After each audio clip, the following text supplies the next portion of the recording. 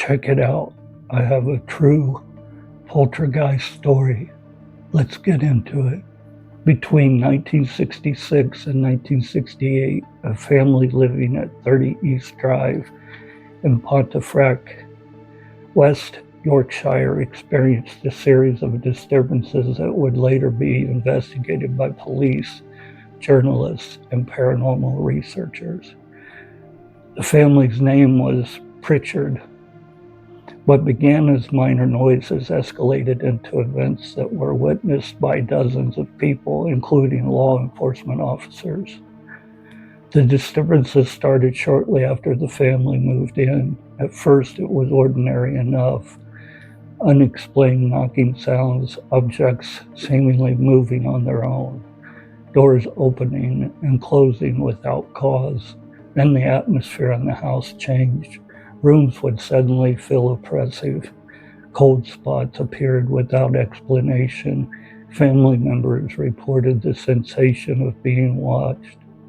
Most unsettling was the presence that several witnesses described seeing: a dark human-shaped figure, tall and hooded, resembling a monk. Over time, the activity intensified. Furniture reportedly moved without anyone touching it. Objects were thrown across the rooms. Bedding was pulled from the beds. Scratching sounds came from inside the walls. On several occasions, police were called to the house. Officers reported hearing loud bangs and knocks while inside the property, though no intruder was found. One officer later stated that the events were unlike anything he had encountered in his career. Multiple witnesses described seeing the same apparition: a black-clad figure, tall and silent, appearing briefly in doorways or at the foot of stairs before vanishing. It became known locally as the Black Monk. Importantly, these sightings were reported independently by different individuals, including visitors unfamiliar with the family's experiences. The case attracted media attention. Journalists, researchers, and investigators spent time in the house observing and documenting activity. Photographs were taken showing objects apparently mid-air in furniture displays. Skeptics later argued that some photographs could have been staged. However, not all events were explained, particularly those witnessed simultaneously by multiple observers. Local records revealed that the land beneath the house had once been associated with a medieval religious site. Legend claimed that a monk had been executed nearby centuries earlier, though historians debate the accuracy of this connection.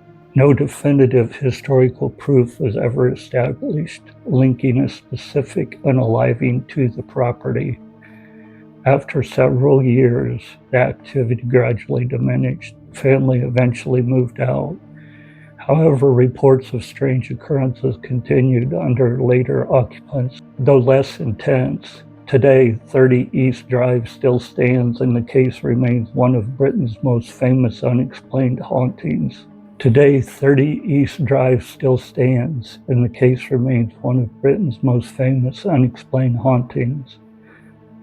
What makes this case notable? Multiple independent witnesses, police involvement, media documentation, events reported over an extended period. No single conclusive explanation.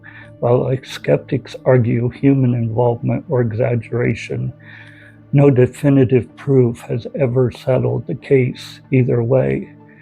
Why is it still discussed? Because it sits in a rare space where records exist. Witnesses were numerous, authorities were involved, and yet no explanation fully accounts for everything reported, which is why it's still cited as one of the most compelling true haunting cases in modern history.